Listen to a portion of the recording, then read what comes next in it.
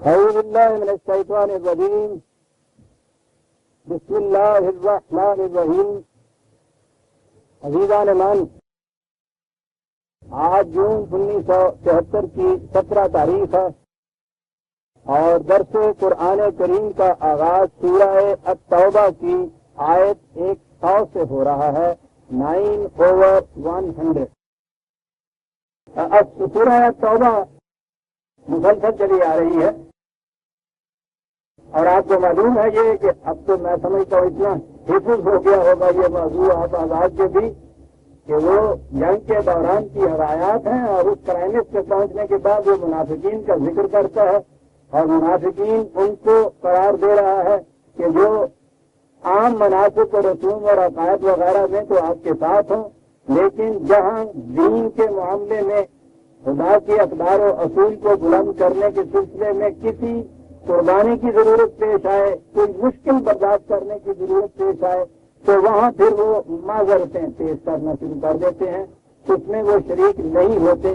انہیں قرآن نے منافق قرار دیا تھا اور میں پھر تفصیل عرض کرتا چلا آ رہا تھا کہ یہ جو معذرتیں ہیں ان کی کئی نوعیتیں اور کئی شکلیں ہیں، اور ایک سب سے زیادہ خطرناک شکل یہ ہے کہ آپ قرآن کے ان احکام کی تعویل ایسی کر لیں کہ مستقل معذرت بن جائے وہ کہ اس نے جہاد کا حکم دیا ہے اور آپ اس کی تعویل کریں کہ صاحب جہاد جو ہے یہ تو یہی تقریر و تحریر کے ذریعے ہے، پھر آگے چلیں تو جہاد اکبر آپ قرار دے دیں، یہ نفس کشی اور چلہ اور ریاضتیں، اور اس طرح سے یہ جو قرآن کا جس نے کہا ہے یہ کہ جو لوگ اپنی جان دے دیتے ہیں وَلَا تَقُولُوا لِمَن يُقْتَلُ، یہ قتلہ کا لفظ قرآن کریم میں ہے، قتال کا لفظ قرآن کریم میں موجود ہے، لیکن بہرحال جب معذرت ہی ہے تو اس میں کون پوچھتا ہے کہ کیا الفاظ اس میں آئے ہوئے ہیں۔ تو یہ جو چیز تھی کہ دین کے الفاظ، قرآن کے الفاظ تو اپنی جگہ پر رکھے جائیں لیکن ان کا مفہوم اس طرح سے بدلا جائے کہ وہ اپنی منشا کے مطابق ہو جائے، اور پھر اس بدلے ہوئے مفہوم کو سند دے دی جائے کہ یہی مفہوم جو ہے وہ عین دین بن جائے۔ یہ نہ ہو کہ فلاں مفسر نے ایسا کہا ہے، فلاں مورخ کا ایسا خیال ہے، بلکہ یہ ہو جائے کہ اس آیت کی تفسیر رسول اللہ صلی اللہ علیہ وسلم نے ایسے بیان فرمائی ہے، اور جب یہ چیز آ جائے تو اس کے بعد تو پھر ایسی پکی سند ہو گئی کہ قرآن تو بالکل پس پش پڑ گیا، اس کا مصرف رہ گیا خالی ثواب حاصل کرنا، اور اس پہ عمل کیا جانے لگا وہی معذرتیں جن کو میں کہہ رہا ہوں قرآن نے جو کہا ہے، وہ معذرتیں جنہوں نے شکل اختیار کر لی اس قسم کی تعویلات کی، مفہوم میں تغیرات کی، اور پھر انہیں منسوخ کر دیا گیا کہیں تو نبی اکرم صلی اللہ علیہ وسلم کی طرف اور کہیں بزرگان کرام کا پہلے مرتبہ اتنا بلند کیا ذہنوں کے اندر کہ وہ خدا سے براہ راست یہ ساری چیزیں پاتے تھے، اور اس طرح سے ان کے کشف اور الہام کی بنا پہ ان الفاظ کے مفاہیم آتے تھے۔ تو بات وہی ہو گئی، یہ بھی مفہوم ان کا اپنا نہ رہا بلکہ خدا کے ہاں سے لیا ہوا مفہوم ہو گیا۔ تو اب قرآن کے الفاظ اور خدا ہی نے ان کا مفہوم بیان کیا، کہیں روایات میں کہیں ان کے کشف و الہام میں، یہی چیزیں آپ کے ہاں تفاسیر کے اندر آ گئیں، آپ کے ہاں ثبوت کی منزلیں اسی کے مطابق طے ہونی شروع ہو گئیں، سند مستقل حاصل ہو گئی، ایسی مستقل کہ اس کے مقابلے میں جب آپ قرآن کی کوئی آیت پیش کریں تو اتنی سی چیز آپ کو کافر قرار دے دینے کے لیے کافی ہو جائے۔ آپ کو معلوم ہے کہ فتویٰ کے اندر یہ چیز کہی گئی کہ میرے بھی خلاف تھا، حسبنا کتاب اللہ کہنے والا، یعنی یہ کہنے والا کہ خدا کی کتاب کافی ہے، حالانکہ یہ الفاظ میرے نہیں تھے۔ ان سے پوچھئے کہ جن کا نام یہ خود درود و سلام سے لیتے ہیں، یہ تو حضرت عمر رضی اللہ تعالیٰ عنہ نے رسول اللہ صلی اللہ علیہ وسلم کی زندگی میں کہے، لیکن آج وہی الفاظ قرآن کی یہ آیتیں کہ ان سے پوچھو کہ کیا قرآن تمہارے لیے کافی نہیں ہے، خدا نے یہ کہا۔ آج قرآن کو کافی کہنے والا، قرآن کو حسبنا کہنے والا، یہ کفر اور ارتداد ہو گیا، اور اس کے مقابلے میں قرآن کے یہ مفاہیم جو ان معذرتوں کا دوسرا نام ہے وہ عین دین بن گیا، وہ عین قرآن بن گیا۔ آپ دیکھ رہے ہیں کہاں تک معاملہ پہنچا ہوا ہے، کتنی بڑی گہری سازش ہے جو دین کے ساتھ ہوئی ہوئی۔ وہ جو منافق کہا کے کہتے تھے وقتی چیز تھی، وہ کہتے تھے قرآن ایک ایک ان کا قول معذرت عذر لے کے ان کی نکات کشائی کرتا چلا جاتا ہے، لیکن اس کا کیا علاج کہ اس سے بھی زیادہ گہری شدید اور سنگین تر چیزیں یہ ان قرآن کے احکام کی یہ تعویلوں میں اور تفسیروں میں بیان کرتے ہیں، کہہ دیتے ہیں کہ صاحب یہ جو کچھ کہا گیا ہے یہ ذہی خفی کی روح سے رسول صلی اللہ علیہ وسلم نے فرمایا، یہ کشف و الہام کی بنا پہ حضرت ابن عربی نے ارشاد فرمایا کہ یہ تو خدا کا دیا ہوا ہے، خدا نے مفہوم اپنی کتاب کا آپ بیان کیا، تم کون ہوتے ہیں اس سے الگ مفہوم دینے والے؟ قرآن خدا کی کتاب بالکل معطل ہو کے رہ گئی ہے دیوانے میں۔ یہ ہے آپ کے ساتھ جو ہوا ہے۔ جتنے احکام قرآن کے ایسے تھے کہ جو اس کو مذہب سے الگ کر کے ایک نظام، جماعت، دین، مملکت، قانون، اصول کی شکل میں پیش کرتے تھے، ان تمام کی تعویلات اس طرح سے کی گئی کہ یہ پھر سے وہی رسم و رواج اور انہی مناسب اور نظری عقائد کا مجموعہ بنا کے رکھ دیا گیا، اور کوئی شخص ان کے خلاف آواز نہیں اٹھا سکتا۔ یہاں پہنچا دیا گیا۔ آپ میں کہہ یہ رہا تھا کہ قرآن کی یہ صورت، قرآن کا انداز ایک اور بڑا حسین ہے بات سمجھانے کا، اور وہ وہی ہے جسے غالب نے بھی کہا ہے کہ لطافت بے کثافت جلوہ پیرا ہو نہیں سکتی، یعنی بیک گراؤنڈ ڈارک اگر ہو اس کے سامنے ایک سفید چیز رکھی ہو تو آپ دیکھتے ہیں وہ کتنی ابھرتی ہے۔ اسی کو آج فلسفہ ازداد کے نام سے پکارا جاتا ہے، حالانکہ وہ کچھ اور بات ہے جو ہیگل اور مارکس نے کہی تھی، لیکن کہا یہ جاتا ہے کہ تقابل میں کسی چیز کے جو ضد کی چیز اس کے ہو اس کے مقابل میں لایا جائے تو اس کا اثر بہت نمایاں طور کے سامنے آتا ہے۔ یہ تحریر میں انشاء کے اندر یہ ایک خاص انداز ہوتا ہے اور اسے بڑا اپریشیٹ کیا جاتا ہے۔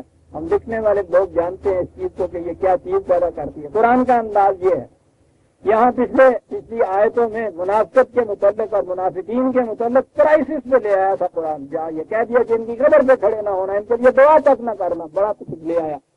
ایک وہ نظر آتا تھا ایسے کہ جیسے یہ وہ وہاں مدینے میں اس زمانے میں یہی گروہ تھے، یہی لوگ تھے جو یہ کچھ کرتے تھے۔ اس کلائمیٹ پہ پہنچانے کے بعد کہا کہ ایک طرف تو ان کی کیفیت ہے اور دوسری طرف تمہیں معلوم ہے کہ کون لوگ ہیں، بس سابقون الاولون من المہاجرین والانصار والذین اتبعوہ بإحسان رضی اللہ عنہم ورضوا عنہ وأعد لهم جنات تجری تحتها الانہار خالدین فیہا ابدا ذلک الفوز العظیم۔ کنٹراسٹ اس بیک گراؤنڈ کے اندر آپ دیکھیے وہاں بھی کلائمیکس پہ پہنچایا تھا قرآن انہیں، اس کے مقابلے میں جو لایا ہے جس جماعت کو کلائمیکس پہ پہنچائی ہوئی جماعت ہے سب مہاجرین اور انصار میں سے بھی السابقون الاولون کو پہلے لایا ہے، اور اس کے بعد واتبعوہ بإحسان صحابہ میں سے یہ لوگ۔ اب اس سے بڑا مقام مشکلات کا، دشواریوں کا، صعوبات کا، قربانیوں کا کوئی نہیں ہو سکتا تھا۔ ان مقام میں السابقون، پہلے تو ہجرت کو آپ لے لیجئے، اچھے بھلے اپنے گھر بار میں رہ رہے ہیں، اچھے خوشحال لوگ ہیں، معزز لوگ ہیں، معاشرے میں بڑا مقام ہے ان لوگوں کا، بال بچے ہیں، رشتہ دار ہیں، سب کچھ نہیں ہے مکے میں۔ اختلاف تو اتنا ہی ہے نا، قالوا ربنا اللہ، یہ کہتے ہیں کہ ہمارا رب اللہ ہے، اب انہیں وہاں بھی نہیں رہنے دیا جاتا۔ مذہب کے اندر تو کوئی بھی ایسا نہیں کرتا کہ وہاں سے گھر باہر سے بھی کسی کو نکال دیا جائے۔ سیدھی سی بات یہ ہے کہ خود مکے کے اندر بھی تو وہ لوگ بستے تھے جو قریش سے مذہب میں مختلف تھے۔ ایران کے مجوسی بھی وہاں موجود تھے، عیسائی بھی وہاں موجود تھے، انہی کے ہاں کے یہ حنیف بھی وہاں موجود تھے، وہ جو اپنے آپ کو حضرت ابراہیم کی ملت سے کہتے تھے، توحید پرست تھے، بتوں کے خلاف تھے، انہوں نے ان کے گھر بار سے نہیں نکالا۔ کسی مذہب پرست کو بھی کوئی گھر بار سے نہیں نکالتا۔ اس سے ہوتا کیا ہے، آپ اپنے ہاں بیٹھے ہوئے جس طرح سے جی چاہے بغیر بت کے سجدہ کر لیجئے، بت کو سامنے رکھ کے سجدہ کر لیجئے، پڑوس والے کو کیا اس سے اثر پڑتا ہے جاتا ہے۔ لیکن یہ ایک جماعت تھی، یہ انقلابیوں کی جماعت، کہ ان کے ساتھ یہاں تک صورت آ پہنچی کہ وہاں رہنا محال کر دیا گیا تھا۔ اب وہاں سے یہ نکل کے جائیں تو جائیں کہاں؟ ابھی تو کوئی گوشہ ایسا نہیں تھا اس کرۂ ارض کا، اتنی وسیع عریض زمین کا، کہ جہاں ان کو اپنے اس دین کو ساتھ رکھتے ہوئے پناہ مل جائے، اماد گاہ مل جائے، بلکہ اس کی نشو و نما کے امکانات کے مواقع مل جائیں۔ مدینے میں انہی جیسے چند لوگ ایسے تھے پہلے جنہوں نے یہ کہا کہ ہمارے ہاں مخالفت اتنی شدید نہیں ہے جتنی شدید مخالفت مکے میں ہے۔ تو جب یہاں تک نوبت پہنچ گئی ہے آپ لوگوں کی تو چلیے وہاں آ جائیے، جیسے تیسے ہوگا گزارا کر لیں گے۔ مکے کے مقابلے میں ویسے ہی مدینے کی آبادی جو تھی یہ قوت میں بھی کم تھی، دولت و ثروت میں بھی کم تھی۔ مکہ تو ایک بہت بڑا بین الاقوامی سا مرکز بن گیا ہوا تھا، اور پھر مدینے کے اندر یہ جو مسلمان ہوئے تھے یہ کچھ کھیتی باڑی کرنے والے لوگ تھے، تعداد بھی کچھ زیادہ اتنی نہیں تھی، کوئی بااثر بھی یہ نہیں تھے، بااثر تو یہاں یہود تھے، اور یہودی تو سخت مخالف تھے اس دین کے، لیکن اس کے باوجود انہوں نے کہا کہ آپ آ جائیے۔ اس آ جانے میں آپ سوچیے، گھر بار چھوڑنا پڑا، بیوی بچے چھوڑنے پڑے، فیس و اقارب چھوڑنے پڑے، جو بھی یہاں مال و دولت و جائیداد تھی وہ چھوڑنی پڑی، پھر قریش میں سے ہونے کے اعتبار سے جو تکریم و احترام تھا وہ سارا چھوڑنا پڑا۔ ان کا بڑا مقام تھا ان قریش کا، قریش کے بھی یہ قبیلے تھے جس میں سے عثمان اور ابو بکر اور عمر رضی اللہ تعالیٰ عنہم موجود تھے، ان کا تو بڑا مقام تھا، کعبے کے متولی تھے یہ سب چیزیں چھوڑنی پڑی، جانا وہاں پڑا کہ جہاں گئے ہیں وہاں رہنے کے لیے بھی ابھی مکان نہیں۔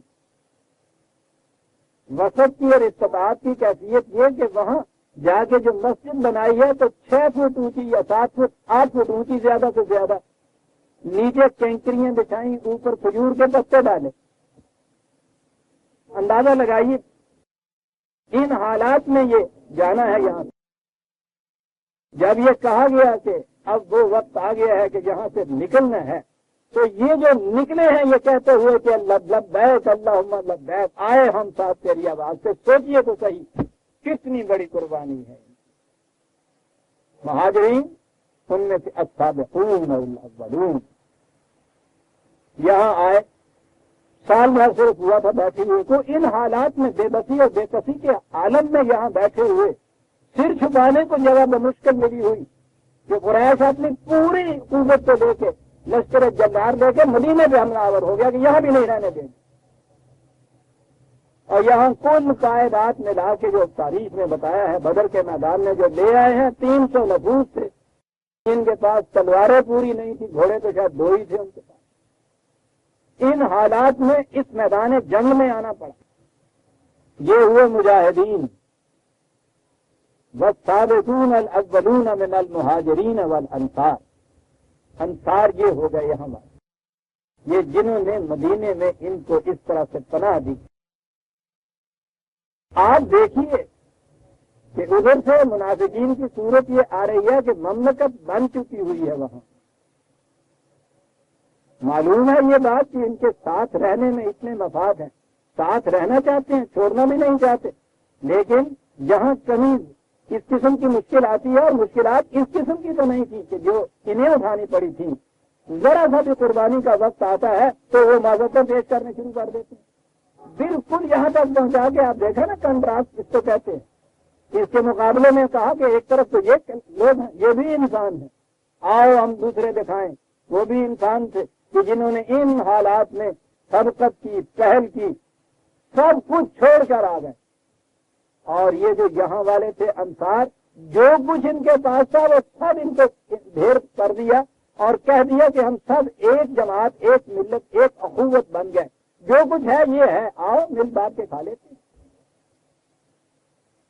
صاحب یہ تھی جماعت جو پیدا کی تھی نبی اکرم صلی اللہ علیہ وسلم کی تربیت میں۔ وہ آنے والے یوں پلہ جھاڑ کے آ گئے، جن کے ہاں آئے ہیں ان کے ہاں کی یہ کیفیت ہے کہ 2 مکان نہیں، جو ایک مکان ہی دے دیں، وہ ٹھیک ہے، کہا یہ ہے موجود، اور اس سے پہلے ہم اتنے تھے، آج ہم اتنے ہو گئے جتنے آپ آئے ہیں، چلیے مل بانٹ کے کھاتے ہیں جو کچھ بھی ہے، بچتی ہے. آنے والوں میں یہ کیفیت تھی کہ لکڑہارا تھا، اس نے کہا کہ بھائی مجھے کچھ نہ چاہیے، مجھے کہیں سے کلہاڑی لے دو. کلہاڑی بھی پاس نہیں ہے لکڑہارے.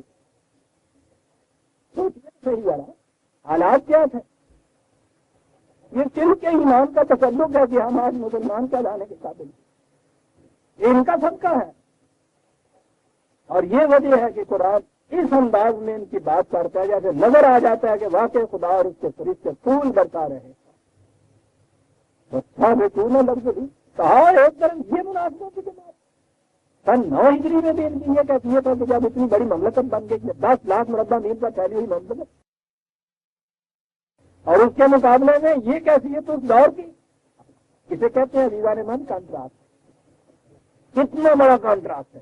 وہ بھی کلائمیٹ پہ، یہ بھی کلائمیٹ پہ بہت بڑی بات کہ ان کے مقابلے میں انہیں دیکھیے. پہل انہوں نے کی، پہل جنہوں نے کی وہیں تک قرآن نہیں رہا.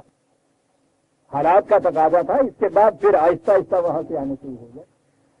اور پھر یہ مردوں ہی کی بات نہیں ہے. آپ کو معلوم ہے کہ وہ تو مومنات جو تھی ان کی بھی یہ کہتی ہے، وہ بھی یہ سب کچھ. عورت کے لیے یہ چھوڑنا بڑا مشکل ہو جاتا ہے. خاندوں کو چھوڑا، بچوں کو چھوڑا. اور کن حالات میں ان کے شکنجے سے یہ بچ کے نکلی ہوں گی. کتنی بڑی ہمت طلب یہ چیز ہوگی وہاں سے نکلنا. جہاں سے نکلتے وقت خود رسول اللہ اور ان کے ساتھی جو تھے رات کے اندھیرے میں نکلے ہیں اور غار میں چھپے ہیں. وہ تو نکلنے والوں کا پیچھا ایسا کرتے تھے. ان حالات میں ان بے بس اور تنہا اور بےکس عورتوں کا وہاں سے نکل آنا، محبت اور مامتا کی ایک عزیز کے بچوں کو بھی چھوڑا اور شوہر کو بھی چھوڑا، ماں باپ کو بھی چھوڑا، بہن بھائیوں کو بھی چھوڑا، تنہا یہاں سے نکل کے وہاں چلی آ رہی ہیں. یہ بھی السابقون الاولون میں سے واتبعوہم بإحسان. ان کے بعد آنے والے بھی بہت بڑے حسن کارانہ انداز سے آئیے. آنے والے کیا بات ہے قرآن کے کہنے کے 2 ہی لفظوں میں ساری بات کیا جاتا ہے، رضی اللہ عنہم ورضوا عنہ. بات ختم ہو گئی. اس سے بڑا اور سرٹیفکیٹ کون سا ہو سکتا ہے؟ وَأَعَدَّ لَهُمْ. یہ عدہ بھی بڑی عجیب چیز ہوتی ہے. آنے والے کے استقبال کے لیے جو پہلے سے تیاریاں کی جاتی ہیں نا، یہ وہ لفظ ہوتا ہے کہ ابھی آئے نہیں ہمارے ہاں، ان کے آنے سے پہلے ہم نے ان کے لیے یہ کچھ تیار کر رکھا ہے کہ آئیے تو صحیح، دیکھیے تو صحیح ہم تمہارے استقبال کے لیے کیسے کھڑے ہیں. پہلے سے یہ کچھ تیار کر رکھا ہے ان کے لیے. ذالک الفوز العظیم. نجات نہیں ہے کہ پھنسے ہوئے ہیں کسی عذاب میں اور وہاں سے چھٹکارا پا کے آ گئے. نجات تو ہوتی ہے جو قیدی قید بھگتنے کے بعد نکل آتا ہے وہاں سے. کیا ہوتا ہے؟ کچھ اچیومنٹ تو نہیں ہوتی، کچھ حاصل تو نہیں کیا. مذاہب کے اندر منتہا یہ ہے نجات اور سلیوشن. پھنسا ہوا عذاب کے اندر وہاں سے چھٹکارا مل جائے کسی طرح. اور وہ چھٹکارا پانے کے لیے پھر کیا کیا نہیں ان کے یہاں سے عقائد کے، کہیں کفارے کا عقیدہ ہے، کہیں جزات کا عقیدہ ہے، اور معلوم نہیں کہ کچھ. یہاں قرآن نجات کی بات ہی نہیں کرتا. تو نجات منفی آنا پہلو ہے، یہ تو نیگیٹو اسپیکٹ ہے. زندگی میں ہوا کیا؟ ہم نے بھیجا دنیا میں انسان کو تو کیا پھنسا دیا وہاں جا کے جیل خانے میں اتار دیا پھنسے رہو. ٹوٹنے کے لیے ہمارے اس نبی پہ ایمان لاؤ، کفارے پہ ایمان لاؤ، شفاعت پہ ایمان لاؤ، روزے رکھو، نمازیں پڑھو، مصیبتیں اٹھاؤ. کہاں کے لیے؟ ہم نے جو تمہیں پھنسا رکھا ہوا یہاں سے ٹوٹنے کے لیے. مینا سب کو دائرہ. قرآن ہمیشہ یہ کہتا ہے فوز العظیم. بہت بڑی اچیومنٹ ہے یہ جو کچھ انہوں نے حاصل کی. بہت کچھ حاصل کیا ہے انہوں نے. عذاب سے چھوٹنے والی بات نہیں ہے. فوز العظیم. ایک ہی آیت عزیزان من درمیان میں قرآن لایا ہے اور اس کے بعد پھر وہی تذکرہ وَمِمَّنْ حَوْلَكُمْ مِنَ الْأَعْرَابِ مُنَافِقُونَ. غور فرمایا آپ نے درمیان میں یہ آیت لا کے ذہنوں کو کس طرف لے گیا کہ مسلسل ذہن کو یہ چیز چلی آ رہی تھی کہ اس دور میں ہوتے ہی ایسے تھے. ذہن میں یہ بتانے کے لیے کہ یہ ایکسیپشن تھی جن کا ہم ذکر کر رہے ہیں. اس دور میں ہوتے ہی ایسے والی بات نہیں تھی. جو تھے حقیقت میں ان کا تو انداز ہی اور تھا. وہ تو یہ لوگ تھے. صرف ایک آیت بیان کر دی اور سب کچھ کہہ دیا اس آیت کے اندر. مہاجرین کہہ دیا، انصار کہہ دیا، مکے کے مسلمان کہہ دیے، مدینے کے مسلمان کہہ دیے، ان کے بعد آنے والے وہ بھی شامل کر دیے. سب سے بڑی سند بھی دے دی رضی اللہ عنہ و رضوا عنہ. یہ کہہ دیا کہ ان کے آنے سے پہلے ہم نے ان کے لیے جنتیں تیار کر رکھی ہیں. کہہ دیا کہ بہت بڑی اچیومنٹ ہے جو ان کو حاصل ہو گئی. ایک آیت میں ابھی جانے من سب کچھ کہہ گیا. کہا یہ میں ذہن میں رکھنا کہ وہ معاشرہ ہی کچھ اس قسم کا بن گیا ہوا تھا. وہ تو کچھ ایکسپشن تھے جن کو ختم کر دیا گیا. یہ تھا وہ معاشرہ جن کے صدقے میں یہ دین یہاں تک ان بلندیوں تک اور استحکام تک پہنچا. اگر تو اس سے پہلے بھی عزیزان من جب بھی صحابہ کبار کے متعلق قرآن میں کوئی ریفرنس آئی ہے میں نے تفصیل سے بیان کیا ہے. یہ موضوع وہ ہے کہ جہاں بھی ریفرنس کوئی آئے گی قرآن کی آپ کو تفصیل سے سمجھنا پڑے گا کہ صحابہ کا مقام کیا تھا. اس لیے آپ کو معلوم ہے کہ میرا تعلق کسی فرقے سے نہیں ہے، فرقہ بندی شرک ہے قرآن کی روح سے. لیکن بعض چیزیں جو سامنے آتی ہیں اس کو افسوس سے کہنا پڑتا ہے. سازش یہی نہیں ہوئی ہمارے ساتھ جو میں نے کہا ہے کہ تعویلات میں قرآن کے ان احکام و اقدار کو مفہوم ایسے ادا کر دیے کہ یہ دین مذہب کی سطح پہ آ گیا. یہ بھی سب سے بڑی چیز ہوئی کہ وہ جن کے متعلق یہ سارا کچھ قرآن کہتا ہے ان کے متعلق اتنی گھناؤنی تصویر ہمارے سامنے پیش کی جاتی ہے کہ اس دور میں منافقین ہی منافقین نظر آ گئے. یعنی سارا معاشرہ ہی منافقین کا ہو گیا. تو 4-5 بچے ہوئے کہتے ہیں رہ گئے. رسول اللہ کی وفات کے بعد 5 مسلمان رہ گئے تھے ارے بات کے. وہ بھی میکسیمم تعداد ہے وہاں، ورنہ 3 ہیں یا 5 ہیں زیادہ سے زیادہ. 23 سالہ تعلیم و تربیت نبوی، ان میں السابقون الاولون من المہاجرین والانصار والذین اتبعوہم بإحسان، یہ سارے ملا کے بھی 5 رہ گئے. اور بعد میں کھول دوں کہ یہ بات جو ہے یہ شیعہ حضرات تک ہی نہیں ہے کہ ان کے یہاں کا یہ عقیدہ ہے. وہ تو سازش بڑی دور تک پہنچتی ہے نا. آپ کے یہاں سنیوں کی کتابوں کے اندر بخاری کی حدیث تو دیکھیے کہ قیامت میں حساب کتاب ہونے کے بعد رسول اللہ دیکھیں گے کہ گروہ کو فرشتے کیے جا رہے ہیں جہنم کی طرف. بخاری کی حدیث. رسول اللہ دیکھیں گے وہ کہیں گے وہ کہا لیے جا رہے ہو صحابی سو یہ تو میرے صحابہ ہیں میرے صحابہ. رسول اللہ صحابہ کو پہچان کے کہیں گے. خدا آواز دے گا کہ ہاں ہیں تو تمہارے صحابہ، تمہیں پتہ نہیں جب تک تم زندہ تھے اس وقت تک تمہارا ساتھ دے رہے تھے. یہ تم نے آنکھیں بند کی مرے یہ سارے کے سارے تب تو سارے کے سارے معاذ اللہ سب مردہ ہو گئے تھے، اس لیے جہنم میں لیے جا رہے ہیں ان کو. بخاری کی حدیث. کہاں جائیں گے آپ؟ اور پھر جو آگے قصہ چلے گا تو ایک حدیث ہی نہیں، ابھی تو تاریخ آئے گی آپ کی. لیکن قبل اس کے کہ آپ اس پہ آئیں ذرا دیکھیے تو صحیح قرآن کیسا کیا ہے ان کے مطلب. نبی اکرم صلی اللہ علیہ وسلم سے ارشاد فرمایا جا رہا ہے 18/28 18/28 حضور سے کہا جا رہا ہے وَاصْبِرْ نَفْسَكَ مَعَ الَّذِينَ يَدْعُونَ رَبَّهُمْ بِالْغَدَاةِ وَالْعَشِيِّ يُرِيدُونَ وَجْهَهُ. کہا کہ رسول استقامت سے رہو. آپ کیسے استقامت سے رہے؟ مخالفتیں تو بڑا ہجوم کر کے آ گئی. کہیں یہ لوگ جو تمہارے ساتھ ہیں واہ یہ تمہارے ساتھ ہیں، کیا خصوصیت ہے ان کی؟ یدعون ربهم بالغداة والعشی، یہ دن رات صبح و شام اپنے خدا کو دعوت دیتے رہتے ہیں، پکارتے رہتے ہیں. ان کی کیفیت یہ ہے. اور اس کے بعد یریدون وجہہ، ایک لفظ میں بات کہہ دیا، کوئی اپنا ذاتی مفاد نہیں، کوئی اپنا کوئی ذاتی اس میں مقصد پوشیدہ نہیں، صرف اس کی مقصد کی طاقت یہ سب کچھ ہے. اس قدر مختلف احباب کی جماعت اور حضور سے یہ کہا گیا ہے یہ چیز استقامت سے رہو ان کو ساتھ رکھتے ہوئے، بڑی متاع عظیم ہے. اور ان کے لیے یہ سرٹیفکیٹ خدا کا سرٹیفکیٹ کہ مجھے یہ پکارتے رہتے ہیں دن رات، ان کی کیفیت یہ ہے.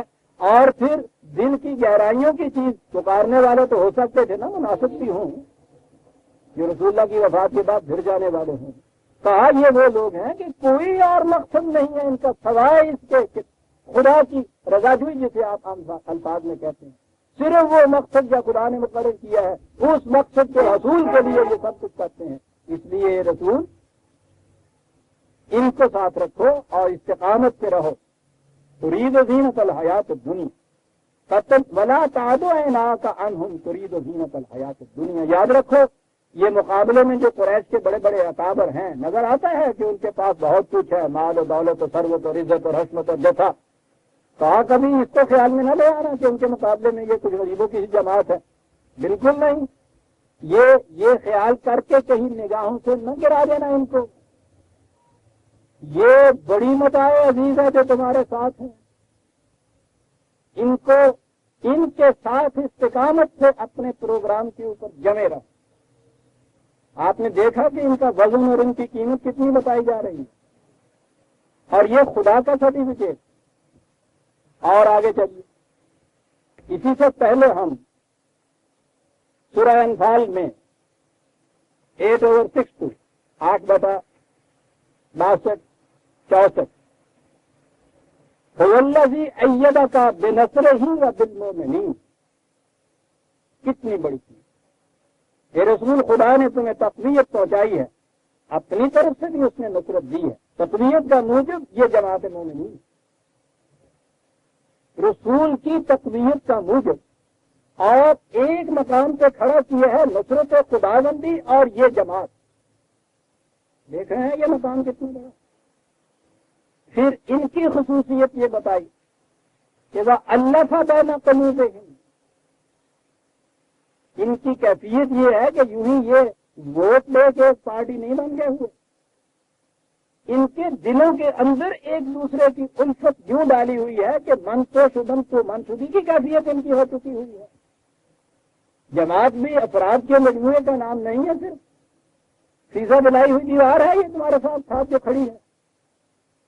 یہ تعلیف کا لفظ عربی زبان والے بولتے تھے، عرب بولتے تھے کہ جب بادل کا ایک ٹکڑا دوسرے کے اندر آ کے مل جائے تو آپ دیکھتے ہیں کہ وہ کیسے ملتا ہے. اس میں کوئی فرق ہی نہیں بات نہیں کر سکتا، من دیگرم تو دیگری، وہ تو ایک دوسرے میں جذب ہو جاتے ہیں. کہا ان کی کیفیت یہ ہے قلوب ہوتی، ان کے قلوب ایک دوسرے کے ساتھ ملے ہوئے، مدغم ہوئے دم ہوئے ایک دوسرے کے اندر. یہ تو پیکر الگ الگ تمہیں نظر آتے ہیں. ان کی آپس کی یہ کیفیت، مقام اتنا بڑا کہ خدا کی نصرت اور اس جماعت کی تائید ایک مقام کے اوپر دونوں کو بیان کیا گیا. اور یہ جو چیز ہے اللہ فبینا لو انفقت ما فی الارض جميعا ما الفت بین قلوبہم ولکن اللہ الف بینہم. ساری دنیا کی دولت خرچ کر دی جا سکتی تو بھی قلوب کی یہ کیفیت ان کی پیدا نہ ہو سکتی کبھی. خدا نے یہ چیز کی ہے. اب خدا کی پیدا کردہ قلوب کی الفت جو ہے اس کی صنعت یہاں موجود ہے. میں زور اس لیے دے رہا ہوں کہ ابھی آگے تاریخ آپ کے یہاں آنی ہے. یہ خدا کا سرٹیفکیٹ ہے اس پوری جماعت مومنین کے متعلق، جس میں کوئی ایکسیپشن نہیں، کوئی استثناء نہیں. اور یہ کہ انہ عزیز حکیم، اور اس کہنے کے بعد جیسے کہنے نا جی نہیں پڑیا، اگر راضی نہیں ہوئے اتنا ہی کافی تھا تو کہا گیا نہیں یا ایھا النبیو حسبک اللہ ومن اتبعک من المؤمنین. اے نبی تیرے لیے دو چیزیں کافی ہیں، اللہ اور یہ جماعت مومنین. اللہ اور یہ جماعت مومنین ایک سانس میں، ایک آیت میں، ایک مقام پہ رکھا ہوا. اللہ اللہ دیکھ رہے ہیں جی میں نے من کیا مقام. یہ ہے جن کے دل جڑے ہوئے ہیں. اور سورہ فتح کی وہ آیات تو میں کہتا ہوں سدرۃ المنتہا کی شاخوں کی طرح جھوم رہی ہے ابتدا میں کہ محمد رسول اللہ والذین معہ اشداء علی الکفار رحماء بینہم تراہم رکعا سجدا یبتغون فضلا من اللہ ورضوانا. اللہ اکبر. اللہ محمد اللہ کے رسول اور ان کے ساتھ ان کی جماعت جو ہے والذین معہ شورا. ان کی کیفیت یہ ہے مخالف سامنے آتے ہیں کہ چٹان کی طرح سخت ہو جاتے ہیں، ایک دوسرے کے ساتھ ریشم کی طرح نرم ہو. یہ ہے نا تعلیف قلوب. یہ کیفیت یہ ہے کہ دل کے اندر خلوص خدائی پروگرام کے حصول کے لیے ایک جذبہ، اس کے آثار ان کے چہروں پہ نمودار ہو رہے ہیں. بالکل نور برس رہا ہے سوروں کے اوپر. ذالک مثلہم فی التوراۃ و مثلہم فی الانجیل. یہی نہیں ہے، ہم نے تو ان کی مثال تورات و انجیل میں بھی بیان کر دی تھی کہ آنے والا آئے گا تو اس کے ساتھیوں کی یہ کیفیت ہوگی. اور آگے یہ چیز ہے، کہا ہے تمہیں معلوم ہے کہ انہیں دیکھ کے ہماری کیا کیفیت ہوتی ہے؟ کہا یہی ہوتی ہے کہ کسی باغبان کا باغ بھرپور بالکل پروان چڑھ گیا ہو اور اس کے پھلوں کے خوشے لٹک رہے ہوں، انہیں دیکھ کے جس طرح سے اس کا جی راضی ہوتا ہے رسول، ہم تو انہیں دیکھ کے یوں خوش ہوتے ہیں۔ یہ ان کا مقام ہے۔ یہ جو آیت ہے سورہ توبہ کی، یہ 9 ہجری کی بیان کی جاتی ہے۔ میں یوں کہہ رہا ہوں انہی کی تاریخ کی روح سے، یہ نہیں ہے کہ ابتدائی دور کی چیز کی، درمیان میں تو تھا پھر وہ سب ختم ہو گئے تھے، آخری دور کی چیز۔ اور وہ سورہ فتح جو ہے وہ تو فتح مکہ کی بات ہے، جب کہی گئی ہے 7-8 ہجری کی بات ہے، آخری دور کی آیتیں ہیں۔ یہ ان کا مقام قرآن بتا رہا ہے عزیزان۔ اور پھر اسی سورہ انفال میں 8/74 آخری آیت ہے سورہ انفال کی، جیسے میں نے پہلے بھی کہا تھا اتنا بڑا سرٹیفکیٹ کسی اور کے لیے نہیں آپ کو ملے گا، خدا کی طرف سے آخری دور میں رسول اللہ صلی اللہ علیہ وسلم کے والذین آمنوا وہاجروا وجاہدوا فی سبیل اللہ، والذین آووا ونصروا، یہ لوگ کہ جنہوں نے ہجرت کی، جہاد کیے اللہ کی راہ میں، اور دوسری طرف یہ کہ جنہوں نے ان بے کسوں کو ٹھکانہ دیا، پناہ دی، مدد کی، مہاجر، انصار، مجاہد سارے اس میں آ گئے۔ آخری دور کی آیتیں ہیں یہ، اولئک هم المؤمنون حقا، اور یہ پکے اور سچے مومن ہیں، پکے اور سچے مومن، خدا کی گواہی، لہم مغفرۃ ورزق کریم، مغفرت کی ضمانت دی ہوئی۔ والذین آمنوا من بعد، یہی نہیں کہا کہ چلیے وہاں تک کی بات ہو گئی صحیح کہ صاحب یہ پہلے جو آئے تھے یہ تو تھا، بعد میں جو آئے تھے وہ سارے منافق تھے۔ والذین آمنوا من بعد وہاجروا وجاہدوا معکم فاولئک منکم، بعد میں بھی جو آئے ہیں، یہاں یہ کہا تھا نا کہ واتبعوا بإحسان، یہ وہ بھی آ گئے۔ ان آیات کے نزول تک کا تو سرٹیفکیٹ آپ کے پاس موجود ہے۔ کیا 5 ہی تھے یا 3 ہی تھے؟ ان بات کے متعلق قرآن کریم نے دوسرے مقام پہ اور تصریح کر دی ہے کہ ان میں بھی کہیں مدارج کا فرق تو ضرور ہوتا ہے۔ جو سب سے پہلے لبیک کہنے والا، اتنی بڑی مشکلات میں یہ جان دینے والا، ٹھیک ہے، بعد میں آنے والا جو ہے مدارج کا صرف فرق ہوتا ہے۔ یہ چیز نہیں ہے کہ پہلے جو ہے ان 4 کے متعلق تو یہ جنت کے بعد ہے اور سارا کچھ اور باقی سارے جہنم میں معاذ اللہ جانے والے، یہ بات نہیں ہے۔ سنیے قرآن اس کی شہادت دے رہا ہے، قرآن تو ان تمام سازشوں کے راستے بند کرتا ہے۔ 57 57/10 کہا یہ ٹھیک ہے، لا یستوی منکم من انفق من قبل الفتح وقاتل، فتح مکہ سے پہلے جب حالات بڑے ہی ناخوشگوار تھے بلکہ بڑے ہی یاس انگیز تھے، صبر آزما تھے، ہمت شکن تھے، اس زمانے میں جنہوں نے خدا کی راہ میں مال بھی دیا، جانیں بھی دیں، اس میں شبہ نہیں کہ وہ اور بعد والے اس اعتبار سے تو برابر نہیں ہو سکتے۔ اولئک اعظم درجۃ من الذین انفقوا من بعد وقاتلوا، یہ ٹھیک بات ہے کہ اس میں فرق آ جاتا ہے مدارج کا، لیکن یہ ہیں عزیزان من الفاظ، وَكُلًّا وَعَدَ اللَّهُ الْحُسْنَى، اللہ نے جو وعدے کیے ہوئے ہیں ان سب کے ساتھ وہ وعدے برابر ہیں۔ تو اس کے ہاں تو کیفیت یہ ہے ان کی، یہ ہیں وہ لوگ عزیزان من جن کو صحابہ کے بار کہا جاتا ہے رضی اللہ عنہ، یہ ہیں جن کے ساتھ خدا نے کہا ہے کہ ہر ایک کے ساتھ ہمارے وعدے حسنہ ہیں۔ مومن حقہ کی سچ کا سرٹیفکیٹ دیا ہوا، رضی اللہ عنہم و رضوا عنہ اعد لہم جنت، یہ سارا کچھ قرآن کریم کے اندر ہے۔ اللہ کا بہنا سنو والی بات آ گئی، دلوں کے اندر محبت ڈالی ہوئی ہے ایک دوسرے کی۔ ایک جگہ پہ وہ بنے متئی اخوانہ کہا ہے صرف کہ خدا نے اپنے خاص عنوان سے ان کو بھائی بھائی بنا دیا، وہاں اخوت کا درجہ تھا، وہ جیسا میں نے کہا ہے نا، جیسا کہ جیری کردا ہے وہ ہو رہا چلتا، اخوت تک نہیں رکھا، اللہ کا بہنا قلوب، یہ اخوت سے بھی آگے درجہ ہوتا، یہ کیفیت ان کی بیان کی۔ ادھر یہ کہا کہ من قتل مومنا متعمدا فجزاؤہ جہنم،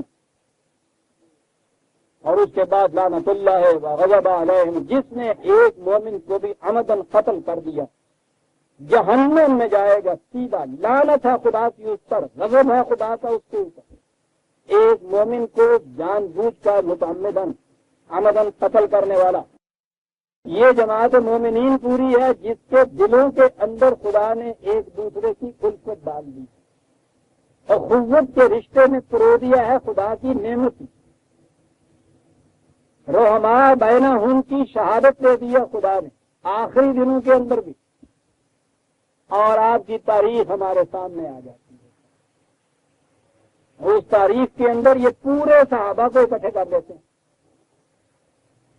مت کوئی نہ، آج ایک طرف آج دوسرے طرف، اور پہلی جنگ جمل 10,000 ایک دن میں قتل، مومن متعمدن جنگ میں تو متعمدن قتل کیا جاتا ہے، اور اگلا جنگیں جی ہاں، اس جنگ کے اندر تاریخ کی روح سے 70,000 ایک دن، یعنی یہ جو مکے اور مدینے کے یا اس ارد گرد میں ہوں گے اور کتنے اس سے زیادہ۔ حجت الوداع میں جب کہا جاتا ہے کہ 1,00,000 کے قریب تھا جو مجمع جمع ہوا، تو یہ جو 70,000 قتل ہو گئے ہیں وہ تو قتل چھوڑ دیجئے نا، وہ ایک دوسرے کو مارنے کی فکر میں قتل ہوئے ہیں نا، یہ جو باقی بچ گئے ہیں وہ ہے نا کہ جو خود نہیں مرے ہیں، مارنے میں تو انہوں نے فرق نہیں کیا ہوگا۔ یہ صفین کی جنگ ہے، وہ جمل کی جنگ ہے، سارے صحابہ اکٹھے کر دیے ہیں، میدانوں میں اکٹھے کھڑے کر دیے ہیں، کھڑے کر کے یہ نقشہ دکھا رہے ہیں ان کا، جن کی سرٹیفکیٹ یہ خدا دے رہا ہے۔ اندازہ لگائیے آپ کہ ہمارے ساتھ ہوا کیا ہے تاریخ میں، اور کیفیت یہ کر دی گئی ہے ہماری اس تاریخ کے تقدس کی کہ شاید آپ کو یاد ہوگا اس سے پہلے بھی یہ کسی ایک جگہ خطبے میں آیا تھا تو ایک صاحب آپ کے سامعین میں سے اٹھ کے جلا اٹھے تھے کہ پھر ساری تاریخ ہی ہماری غلط ہے۔ میں نے کہا بھائی آپ سچا سمجھتے ہیں تو سمجھیے ان کو سب کو، یہ کچھ جو قرآن کہہ رہا ہے میں تو نہیں کچھ کہہ رہا، میں تو ان کے لیے کہہ رہا ہوں کہ قرآن نے شہادت دی ہوئی ہے، اور وہ اٹھ کے چلے گئے تھے درد سے کہ لو یہ ان صحابہ کو جہنم میں بھیج ہی نہیں رہا، معاذ اللہ معاذ اللہ، اس کا قرآن سننے کے لیے آ رہے، کیا غلطی کی تھی کہ تبری نے جو کچھ لکھ دیا ہے یہ اس کے خلاف کیوں کہہ رہا ہے، خاص قرآن کی آیتیں بھی کیوں نہ پیش کرے۔ مرتادی یقیناً یہ ہو گیا تھا صاحب، ہم نے کہا کہ کیسے ایک دوسرے کے خلاف سے کہنے لگے، سب مرتادے ہو گئے تھے 5 کو چھوڑ کر، تو بابا کیسے تم کہہ رہے ہو، وہ تو جس نے یہ کہا ہے مومن حقہ ہے، جس نے کہا ہے کہ ان کے لیے جنت تیار کر رکھا ہے، وہ مرنے کے بعد تک کا جاننے والا تھا یا نہیں، یا اس نے پہلے تو ان لاکھوں کے لیے پہلے جنت تیار کیا، ان میں سے 3-4 باقی رہ گئے تو باقی انہیں ٹھیکے دے دیتی ہوئی تھے، تو یاروں سے آئے ہی نہیں آگے جنہیں واسطے تیار کی تھی وہ تو سارے برتابی ہو گئے، معاذ اللہ معاذ اللہ۔ یعنی جن کے لیے وہ کہتا ہے وہ عدلہم جنات تجری تحت الانہار، جن کے لیے تیار کیا، تیار کرنے والوں کو اتنا بھی علم نہیں ہے کہ میں جو ان لاکھوں کے لیے یہاں مکان بنوا رہا ہوں، یہاں کالونی بنوا رہا ہوں، جنت تیار کر رہا ہوں، آنا تو ان میں سے 5-4 میں ہے، باقیوں کو کیا کروں گا؟ تیار کرنے والا خدا ہے۔ آپ دیکھتے ہیں کہاں کہاں جا کے یہ مشتر کی گھر پڑتی ہے، سمجھ کیا ہے تھا کہ صاحب بخارا سے ایک ساتھ اٹھتے ہیں امام بخاری صاحب، انہوں نے ایک ضعیفہ مرتب کر دیا صاحب، اس کے اندر ایک حدیث ہوتی ہے، قبرستان سے ایک صاحب اٹھتے ہیں، انہوں نے آ کے ایک تاریخ مرتب کر دی، آپ کی تاریخ میں یہ لکھا ہوا 300 سال بعد، زبانی روایات کی بنا پہ کوئی مٹیریل ریٹن نہیں ہے، لکھا کیا جاتا ہے کہ سارے صحابہ اکٹھے ہو گئے تھے ایک دوسرے کے سامنے جنگ کے میدان میں، عمدن ایک دوسرے کو قتل کر رہے تھے، 10,000 جنگ جمل میں کر دیا تھا، 70,000 وہاں کر دیے تھے۔ قرآن کی آیت موجود ہے کہ جو شخص کسی ایک مومن کو عمدن قتل کرتا ہے جہنم میں جاتا ہے، لعنت ہے خدا کی، غضب ہے اللہ کا، 4/92 4/92 آیت کا حوالہ، ایک مومن، یہاں ہول سیل ریٹ کے اوپر یہ کچھ کر دیا جاتا ہے.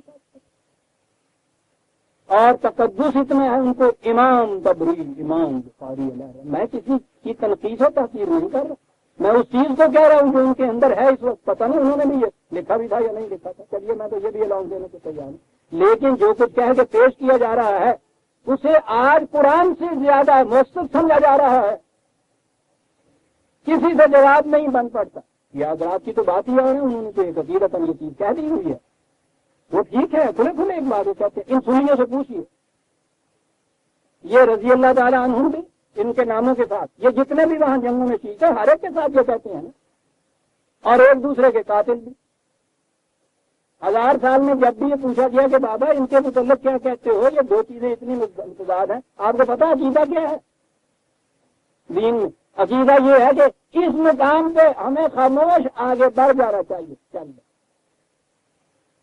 خاموش تو ہو سکتے ہیں آپ, زبان سے تو خاموش ہو سکتے ہیں, دل بھی آپ کا خاموش ہو سکتا ہے. اس کے بعد وہ سوچنا چھوڑ دے گا. اس کے بعد عزیزان من یہ ہے خدا کی شان. مجھے نہ کسی قبری سے ڈر ہے اور نہ بخاری سے مخالفت ہے, نہ ان کے مجموعوں کے متعلق میں کچھ کہتا ہوں. ایمان ہم خدا کی کتاب کے لانے کے لیے مکلف ہے, کسی قبری اور بخاری کے اوپر ایمان لانے کے لیے مکلف نہیں. یہ ہے جس کے ایک ایک لفظ کی صداقت سے ہمارا ایمان ہے. کوئی چیز جو اس قرآن کی شہادت کے خلاف جائے گی, میں استاد محترم کے الفاظ میں بتاتا ہوں, ایسے ہی مقام کے اوپر انہوں نے کہا تھا مولانا اسلم برات پوری نے, حدیث میں لائے جو اس طرح سے خلاف جاتی تھی, اور کہا کہ دیکھیے نا یہ بہت بڑے اہل حدیث سے خود کسی زمانے میں امام, کہ دیکھیے نا راوی کتنے ثقہ ہیں. مجھے یاد ہے انہوں نے لکھا, کہا تھا لکھا بھی تھا. انہوں نے کہا کہ مولوی صاحب آپ کے ان راویوں کا صرف نام لیتے ہیں, اگر آپ یہ کہہ دیں نا کسی آپ کے یہاں روایت کی کتاب میں لکھا ہو کہ جبریل کی راوی ہے تو میں قرآن کے مقابلے میں اسے بھی ماننے کے لیے تیار ہوں. میرا ایمان خدا کی کتاب کے اوپر. جبریل کا مقام یہ ہے کہ وہ یہ کتاب لایا تھا. اگر آپ کہتے ہیں نا کہ جبریل اس کتاب کے خلاف کوئی روایت لایا تھا, میں اس کو بھی ماننے کے لیے تیار نہیں ہوں. جبریل کے ایمان قرآن کی بنا پہ ہے, قرآن کے ایمان جبریل کی وجہ سے نہیں. بات ساری یہ ہے, پہلے نے جو کیا میں نہیں کہہ سکتا کیوں کیا کیسے کیا. آج ہماری صورت یہی ہے کہ قرآن نے کہا تھا ما قدر اللہ حق کا قدر ہی, تو یہ اللہ کی قدر ہی نہیں پہچان سکتے.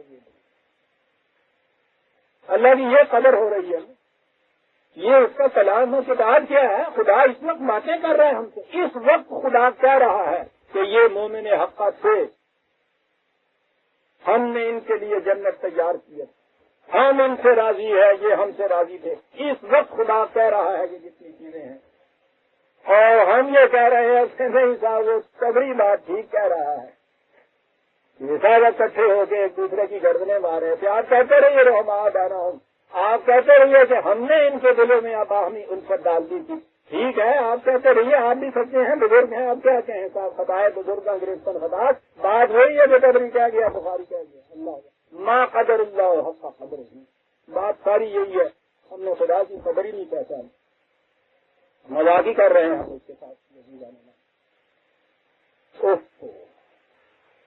یہ ہے مقام. اور عزیزہ نے من نبی اکرم صلی اللہ علیہ وسلم کی 23 سالہ اس تمام جد و جہد کا محاذر کیا ہے, مقصد نبوت کیا تھا, انسانیت سازی. یہ ساری چیزیں جتنی بھی ہیں, یہ مملکت بنائی, نظام قائم کیا. سکندر اعظم نے تو اس کو شاید 10 گنا بڑا کر دیا ہوگا. بڑے بڑے فاتح دنیا کے اندر گزرے ہیں, یہ سب کچھ ہو گیا ہوگا. سوال یہ نہیں, یہ چیزیں تو بڑھائی جا سکتی. کسی ایک آدمی کو انسان بنا دینا یہ ہے قابل فخر چیز.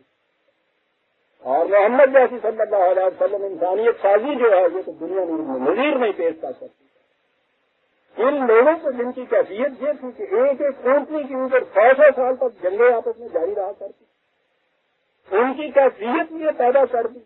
ایک دوسرے کے ساتھ عداوت کی یہ کیفیت تھی, اور کیفیت اس کے بعد ان کی یہ کہ میدان جنگ میں تڑپ رہے ہیں, شدت ہے, پیاس کی, خون نکل گیا ہے جسم سے, اور خون نکلنے کے بعد تو پیاس کا پوچھو نہیں کتنی شدت ہوتی ہے.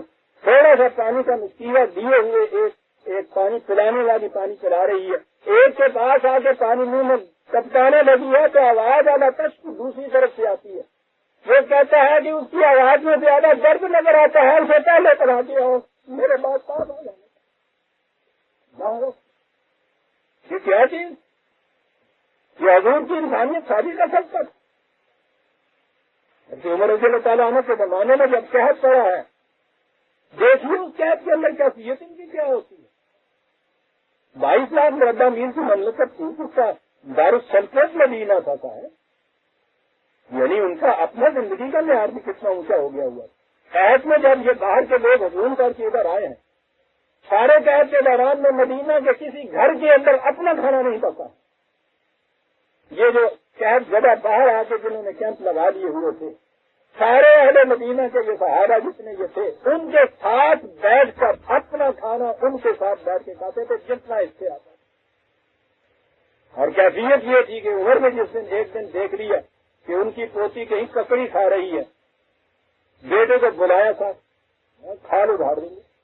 تو لگا لوگوں کی کیفیت یہ ہے ان کی کہ ان کو کھانے کو نہیں ملتا، اور عمر کی پوتی کی کیفیت یہ ہے کہ وہ فروٹ کھا رہی ہے. یہ کیفیت ہے تمہاری تفاوت کی. اس نے کہا حضور عمر کی پوتی نے فروٹ کہاں سے کھانا تھا؟ یہ صبح جو بچوں کے ناشتے میں گٹھلیوں کا جو ستو ملے تھے، وہ ایک بدو لڑکا کہیں ککڑی لیے جا رہا تھا، یہ عمر کی پوتی نے یا پوتے نے وہ اپنے حصے کے ستو اس کو دیے تھے، اور اس نے اس کے بدلے میں یہ 4 کلو کے دے دیا فروٹ مناظر فرماؤ. یہ اس بدو لڑکے سے لے لیا تھا. یہ ہے جو عمر کی لڑکا تھی، ورنہ عمر کے گھر میں بھی نہیں پک رہا.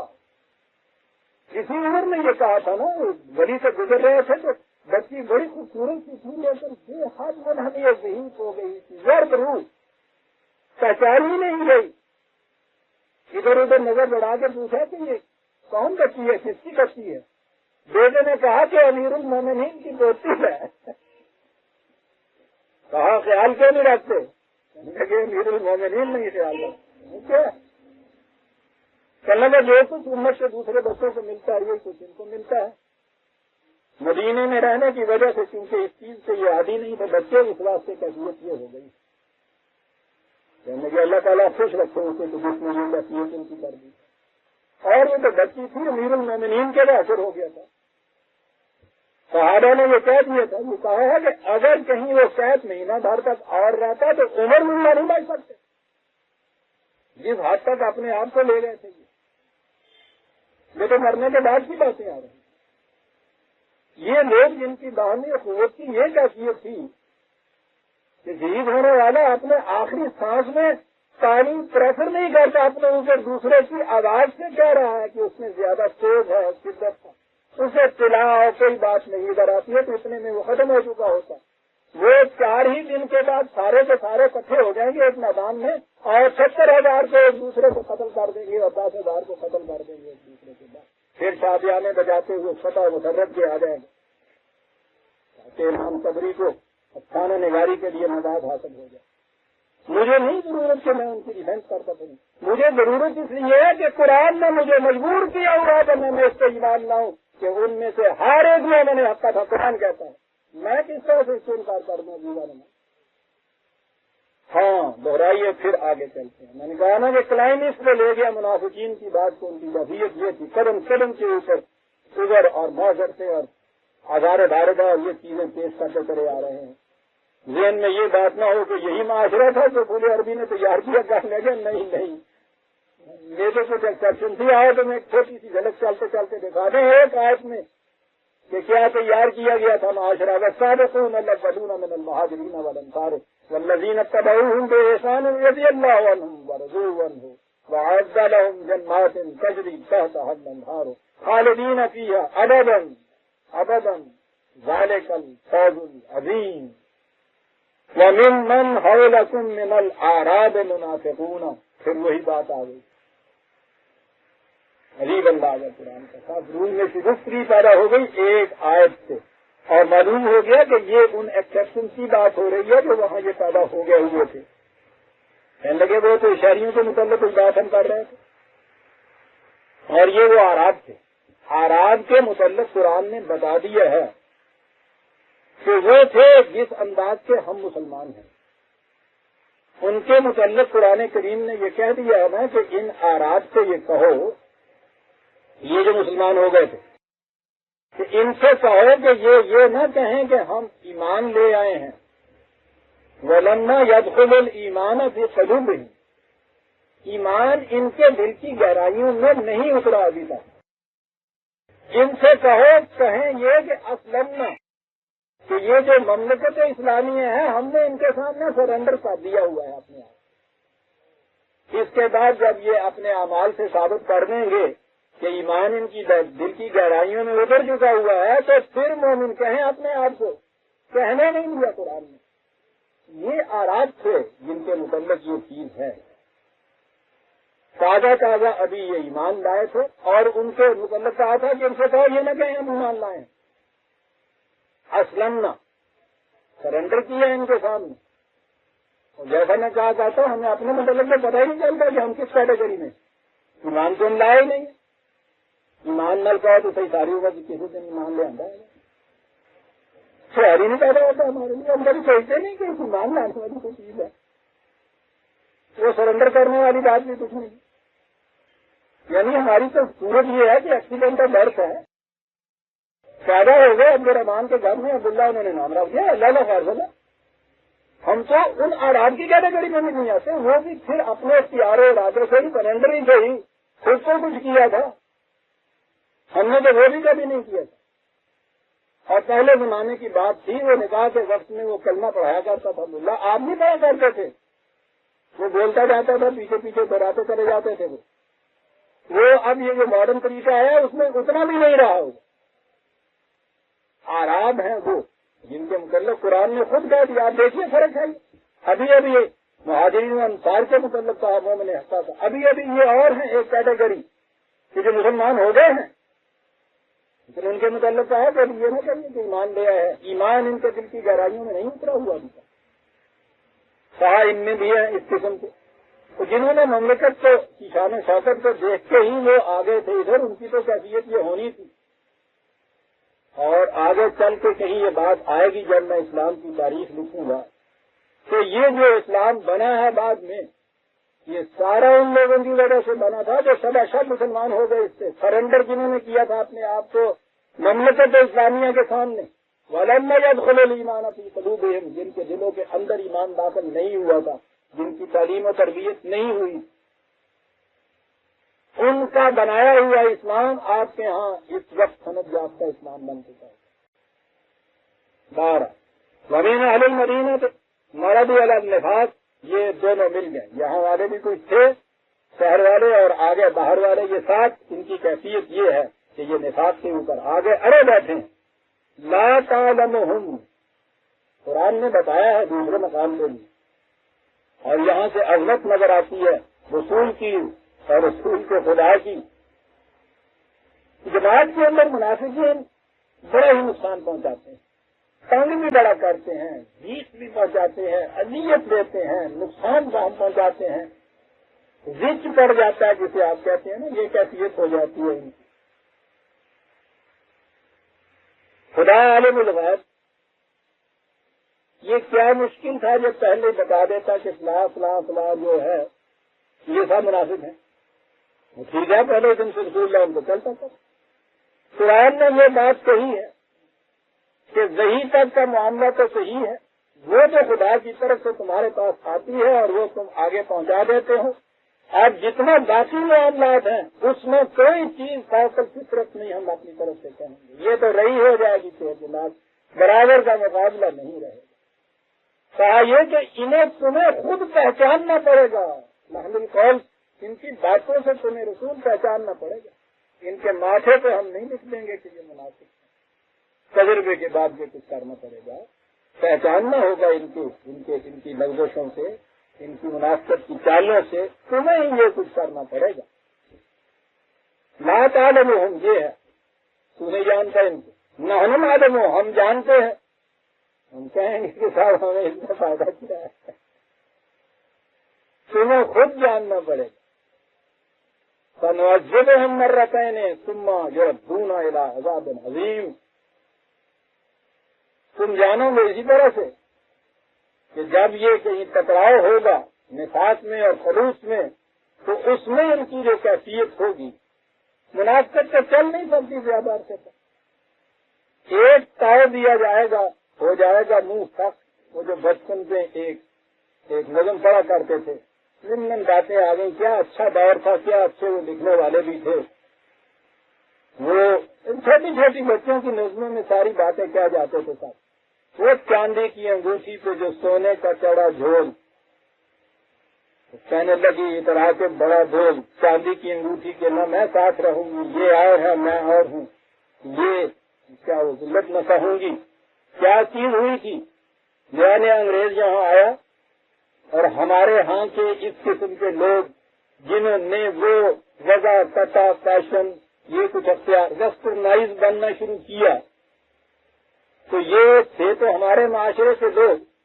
لیکن آپ جانتے ہیں نا کہ جب آج بھی آپ دیکھیے گا جب ایک شخص پتلون پہن لیتا پاجامے کے بعد اور پھر ڈالتا اس کی جیب میں آ کر کھڑا ہوتا اور کہتا کہ میری رائے عظیم میں یہ وہ اپنے آپ کو کچھ آپ بہادر سمجھنے لگ جاتا. ایک پتلون میں سیدھے جاتا پاؤ پاجامے ڈال دیں گے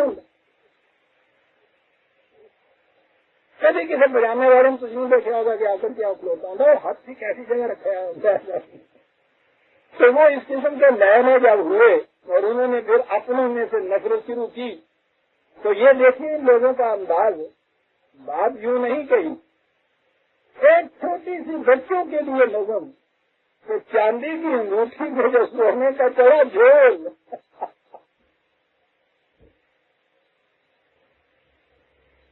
وہ کیا اکثر نائس کیجیے گا نہ بد کیجیے گا تو چہرے سے اپنے گلٹ کیجیے گا چہرے سے گلٹ کیجیے گا. چاندی کی انگوٹھی پہ جو سونے کا چڑھا جو کرا کے بڑا چاندی کی انگوٹھی کے میں ساتھ رہوں گی یہ اور ہے میں اور یہ ذلت نہ چاہوں گی. اچھا یہ کیفیت ان کی ہوئی بڑی عمدہ نظم. پھر اس کے بعد اور آخر میں آگے یہ چیز یہ جو کوئی لیے پھرتی ہو یہ آب و تاب یہ سونے کا جب تاؤ دیا جائے گا ہو جائے گا منہ سخت. تاؤ دینے تو یہ ساری چیز ہو جاتی ہے. جو قرآن نے کہا نا منافقین سے کہ آپ دیکھو گے کہ کس طرح سے یہ عذاب میں مبتلا ہو جاتے ہیں. بس ایک تاؤ کہیں آ جانا چاہیے. منافقت کے پردے تو بڑے لذیذ ہوتے ہیں, بڑی جلدی بات سمجھ میں آ جاتی. میں نے لذیذ کہا لفظ غلط کہا. وہ بہت باریک پردے ہوتے.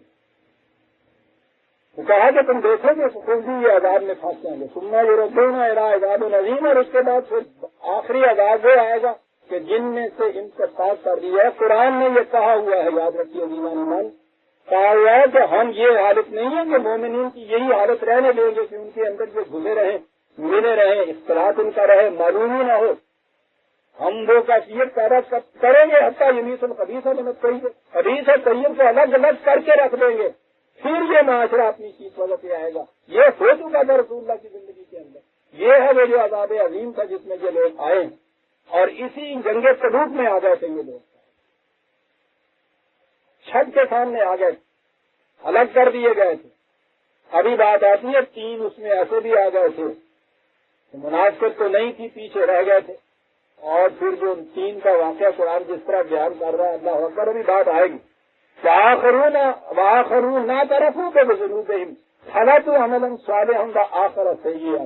کہتے ہیں ان میں کچھ ایسے بھی تھے جو یوں ہی پھنس بھی گئے تھے ان کے ساتھ. انہوں نے بھی کچھ اس قسم کی باتیں کی لیکن انہوں نے آ کے اپنا اعتراف کر دیا ہے اپنے جرائم کا. تو یہ وہ لوگ ہیں کہ جنہوں نے اچھے کام بھی کیے کچھ لغزشیں بھی ہو گئی اچھے کام اور لغزشیں مل گئی لیکن اس کے بعد انہوں نے توبہ کر لی ندامت کا اظہار کیا اعتراف کیا اپنے جرائم کا.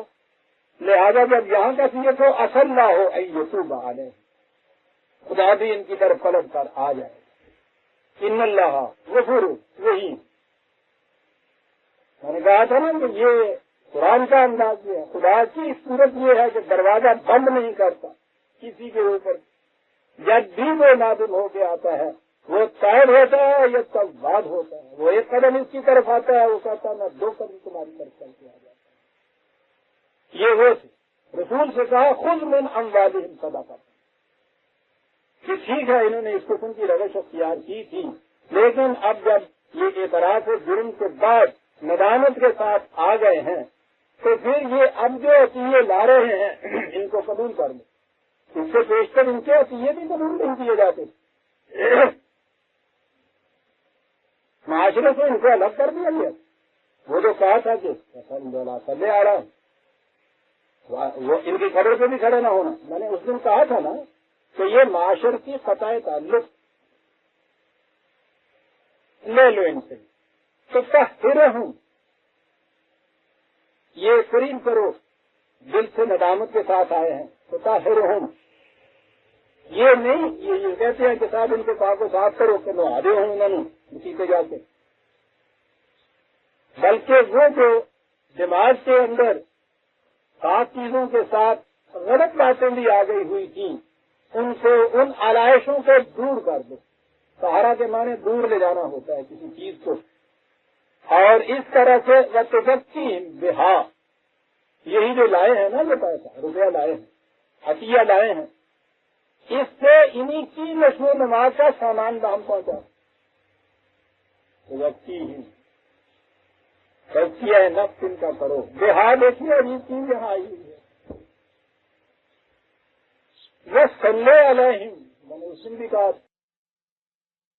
لائے ہیں یہ اس اعتراف کے ساتھ ہی، ٹھیک ہے یوں ہی لے کے رکھ نہ لو، اس کا اظہار بھی کرو کہ تم اب ان سے راضی ہو گئے ہو، ان کا اعتراف جرم جو ہے قبول کر لیا گیا ہے۔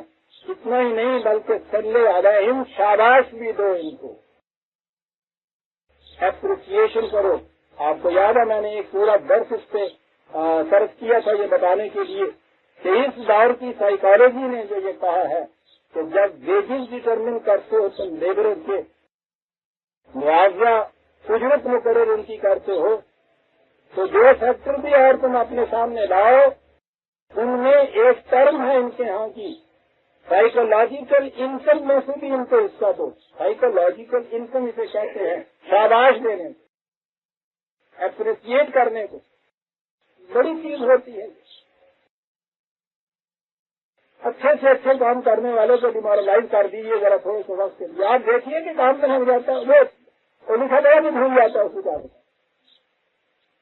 یوں ہی بچہ کھڑا ہو آگے اس کے کام تم کچھ نہیں ہو رہا ہے، بالکل نہیں آتا، روز میں تو میں کہتا ہوں روز یہ کچھ کرتے آپ دیکھیں گے جو آتا جاتا ہے اس کو بھول جاتا، اور جو آتے ہیں صاحب آج میرے بیٹے بہت اچھا کیا تم نے، ہاں 500 آتے 3 ٹھیک آ رہا ہے، وہ بڑی اچھی بات کیا تم نے صاحب، اور اس کے بعد پھر دیکھیے دوسرے دن میں 5 ٹھیک کر کے آتا ہے، وہ سننے والا ہے، اپریشیٹ بھی کرے۔ میں چونکہ ضرور سلاد کے متعلق پورا درس دے چکا ہوں اس لیے اس مقام پہ اور تفصیل میں نہیں جاتا۔ وہ ان اللہ و ملائکتہ یصلون علی النبی کیا تھا، وہی اپریسیشن تھی جماعت مومنین کے اوپر، هو الذی یصلی علیکم والملائکہ، جماعت مومنین کے اوپر یہ درود اللہ تعالیٰ جو بھیجتا ہے صرف رسول کے اوپر نہیں ہے، پوری جماعت مومنین کے اوپر ہے۔ وہ درود میں نے تم کو ترجمہ کرتے ہیں اس لیے کہہ دیا، ورنہ میں نے کہا تھا کہ یہ تو عربی زبان کا لفظ ہی نہیں ہے، یہ تو پہلوی زبان کا لفظ ہے، دوسروں کے یہاں بولا جاتا ہے، نماز اور درود دونوں عربی زبان کے لفظ نہیں ہیں۔ کیوں صلی علیہم ان صلاۃ کا سکن اللہ، تیری شاباش سے ان کو بڑا سکون حاصل ہے۔ کیا بات، یہ وہ ہیں جنہوں نے منافقت میں پتہ نہیں کیا کیا کچھ نہ کیا ہوگا، ایک دفعہ اعتراف کے بعد اپنے جرم کے اعتراف کے بعد آئے ہیں تو مقام یہ حاصل ہو گیا ہے کہ لے کے رکھ کی نہ لو صرف، بلکہ اس کے بعد ان کی اپریسیشن بھی کرو، تحسین و آفرین بھی کرو۔ ان صلاۃ کا سکن لہم، تیری اپریسیشن ان کے لیے وجہ سکون ہو، بڑی چیز۔ میں چھپا چھپا کے تو بچی سے تیرا آئینہ ہے وہ آئینہ، جو شکستہ ہے تو عظیم سر ہے نگاہ آئینہ کا، لیکن بات یہ نہیں، یہ تاریخ بات وہی کی جو حضور نے فرمایا۔ چلے جا رہے تھے تو ایک ساتھ جا رہا تھا یہ نوردار گراہ، بات اس نے پوچھی کہ حضور ایک شخص ہے جس میں کوئی گناہ گناہ تو فارسی کا لفظ ہے جس نے کوئی خطا نہیں کی، خدا کی معصیت نہیں کی، اور ایک وہ ہے جس نے یہ کی اس کے بعد توبہ کر لی اس نے، تو یہ دونوں یکساں ہو جائیں گے۔ آپ نے کہا کہ بھائی تم یہ مجھے بتاؤ کہ تمہاری پانی کے اندر وہ جو تاریں ہوتی ہیں، سوچ کی تاگے ہوتے ہیں، ایک تاگا وہ ہے جو شروع سے اسی طرح سے صاف ہے، ایک تاگا وہ ہے جو ٹوٹ گیا ہے اور تم نے گرہ لگائی ہے، دونوں یکساں ہوتے ہیں؟ جناحے کو بات سمجھائی جا رہی ہے،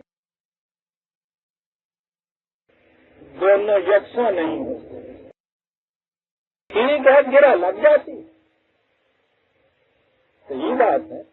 پانی میں سے اسے شمار کیا جاتا ہے، کپڑے کے اندر وہ آ بھی جاتا ہے، یہ سب چیزیں ٹھیک ہے، اسے مسترد نہیں کیا جاتا، راندہ درگاہ نہیں بنایا جاتا، لیکن بہرحال گرہ لگے ہوئے تاگے میں اور اس میں کہ جو شروع سے ہی صاف چلا آ رہا ہے ایک فرق تو پڑ جاتا ہے نا۔ لیکن مجھے اور آپ کو اس کا حق حاصل نہیں ہے کہ ہم یہ کرتے رہیں، سمجھے نا؟ جو حاصل کن بے ہلا، وہ کپڑے کا خریدار اس چیز کو وہ جانتے ہیں کہ اس میں کتنا فرق کرنا ہے۔ میرے آپ کے نزدیک ایک جیسا کیونکہ رسول اللہ سے کہا گیا ہے صلی اللہ علیہ ان میں صلاۃ کا سکن اللہم، ہمارے لیے بھی یہ بات ہے کہ کوئی شخص جس میں لغزش آ گئی ہے اور وہ اعتراف کرتا ہے، ندامت کرتا ہے، اس کے بعد اسے گلے لگا لیں، ہمارا گلے لگانا اس کے لیے گلے سکون ہوگا۔ ہمیں یہ حق حاصل نہیں ہے کہ ہم تفریق کرتے پھرے اس میں، یہ تفریق اصل میں اس میں اور کسی اور میں نہیں ہوتی، اپنے آپ میں ہوتی ہے، اور یہ تمہارے وقت ہوتا ہے، یہ نہیں کرنا چاہیے۔ واللہ سمیع علیم، الم یعلم ان اللہ هو یقبل التوبۃ عن عبادہ ویأخذ الصدقات وان اللہ هو التواب الرحیم، تو وہ پتہ نہیں ہے کہ ہمارے دروازے بند نہیں ہوا کرتے، ہم دروازے کھلا رکھا کرتے ہیں، تمہیں معلوم نہیں ہے ہم نے ان سے کیا رکھا ہوا کہ آؤ آ جاؤ، یہ آتے ہیں، ہم دو قدم آگے بڑھ کے نہیں اٹھنے کے لیے اٹھتے ہیں۔ ان کی کیفیت یہ ہے کہ اعتراف کیا ہے انہوں نے اپنے جرم کا، یہ بڑی چیز ہے۔ اور پہلے دن کا جیسے میں کہا کرتا ہوں، بات تو ساری قصہ آدم میں وہی ہے نا، آدم سے بھی ایک خطا ہوئی اور ابلیس سے بھی ایک خطا ہوئی۔ آدم سے پوچھا تو نے کیوں کیا، اس نے کہا کہ ظلمنا انفسنا، مجھ سے غلطی ہوئی، میں نے زیادتی کیا، وَإِن لَّمْ تَرْحَمْنَا لَنَكُونَنَّ مِنَ الْخَاسِرِينَ، تو اگر رحم نہیں کرے گا تو پھر ہم کہیں کے نہیں رہیں گے۔ کہا کوئی بات نہیں ہے، تیرے لیے دروازہ کھلا ہے، اتنا ہی نہیں کہ یہ کہہ دیا تو بس ٹھیک ہے پھر اب مول ہو گئی، نہیں۔ فَإِمَّا يَأْتِيَنَّكُم مِّنِّي هُدًى فَمَن تَبِعَ هُدَايَ فَلَا خَوْفٌ عَلَيْهِمْ وَلَا هُمْ يَحْزَنُونَ، ہماری طرف سے رہنمائی آئے گی، جو بھی تم میں سے اس رہنمائی کا اتباع کرے گا پھر اسے کسی قسم کا خوف اور غم نہیں ہوگا، دروازہ کھلا رکھا گیا۔ ابلیس سے کہا گیا یہ تم نے کیوں نہیں کیا، کہنے دے مالک الملک کیا کہہ رہے ہیں آپ قادر مطلق، آپ کے حکم کے بغیر تو پتہ نہیں ہل سکتا، میں کون ہوں معصیت کرنے والا، تو نے خود ہی تو مجھ سے یہ کچھ کرایا۔ کہا کہ اپنے جرم کا اعتراف نہیں کرتا اور ذمہ داری کو قبول نہیں کرتا، اس ذہنیت کے لیے قیامت تک کے لیے کوئی دروازہ کھلا نہیں مارتا۔ بات اتنی، جو ذمہ داری کو قبول نہیں کرتا ہے اس کی اصلاح ہو ہی نہیں سکتی، یہی ابلیسیت ہے۔ ذمہ داری کو قبول کر کے اعتراف کرتا ہے اس کے لیے دروازہ کھلا ہے، یہ الگ بات ہے جس کے بعد وہ نہ جائے، نہ آئے تو نہ آئے، دروازہ بند نہیں ہوتا، لیکن جو ذمہ داری کا اعتراف ہی نہیں کرتا،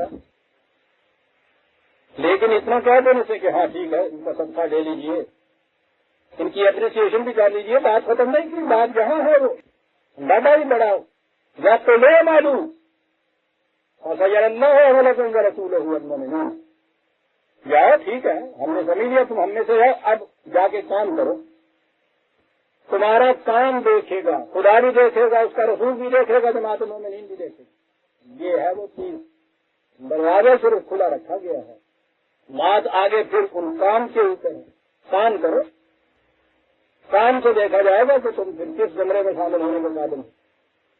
وَسَتَرَدُّونَ إِلَىٰ عَالِمِ الْغَيْبِ وَالشَّهَادَةِ فَيُنَبِّئُكُم بِمَا كُنتُمْ تَعْمَلُونَ، کہا یہ کام کو یہاں دیکھ لیا جائے گا اور اس کے مطابق یہاں بھی تمہارا مقام متعین کر دیا جائے گا، اور زندگی یہی تو ختم نہیں ہو جائے گی، آگے بھی آؤ گے، پھر دلوں کے حالات جاننے والا بھی تمہیں بتائے گا کہ اس میں تمہارے خلوص کا کہاں تک قسم۔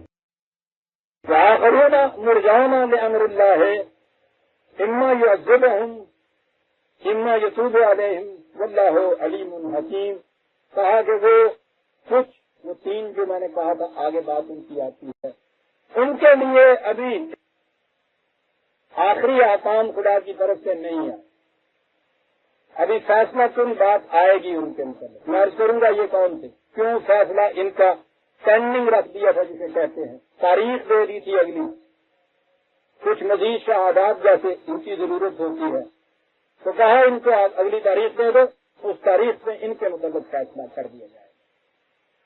اور اس کے بعد پھر یہی جو منافق تھے ان کی اس منافقت کے اوپر قرآن لے آیا کہ آج جس چیز کے متعلق یہ کہا جاتا ہے کہ جس نے یہاں مسجد بنا دی جنت میں اس کے لیے موتیوں کا گھر بن گیا، قرآن یہ بتاتا ہے کہ مسجد اور مسجد میں فرق کیا ہوتا ہے۔ یہ واقعہ آ گیا ایک مسجد بنانے کا، منافقین کے مسجد تعمیر کرنے کی بات کا واقعہ آ گیا۔ دیکھیے گا کہ قرآن کیا، میں نے کہا نا میں کلائمیکس سے پہنچا دیتا، نفاذ کی انتہا یہ ہے ان کی کہ وہ مسجد بنا رہے ہیں، یعنی اس سے زیادہ پکے مومن ہونے کی کیا ضرورت، اور اسی کو مثال میں پیش کر رہا قرآن کے انتہائی درجے کی منافقت ہے۔ بلا دلیل کو نہیں کہتا، وہ نہیں یہ کہتا کہ اللہ جانتا ہے تمہارے سامنے تو مسجد ہے، ٹھیک ہے ہر مسلمان کہے گا مسجد ہے، دلیل دیتا ہے اس کے لیے کہ یہ کیوں ہے، اور وہ دلیل وہ ہے کہ ہر شخص جان سکتا ہے کہ فلاں مسجد اس مقصد کے لیے بن رہی ہے یا نہیں بن رہی، اور اس سے کہتا ہے کہ جو اس مقصد کے لیے مسجد بنتی ہے وہ ہے منافقت، وہ ہے کفر۔ یہ پھر کلائمیکس کو قرآن پہنچا دیتا ہے اس چیز کو آ کر۔ آج وقت ہو گیا، اسے پھر ہم آئندہ لیں گے کیونکہ بات پھر تفصیل کا ہے۔ ہم سورہ توبہ کی آیت 106 تک آ گئے، 107 آیت سے آئندہ ہم دیں گے۔ ربنا تقبل منا انک انت السمیع العلیم۔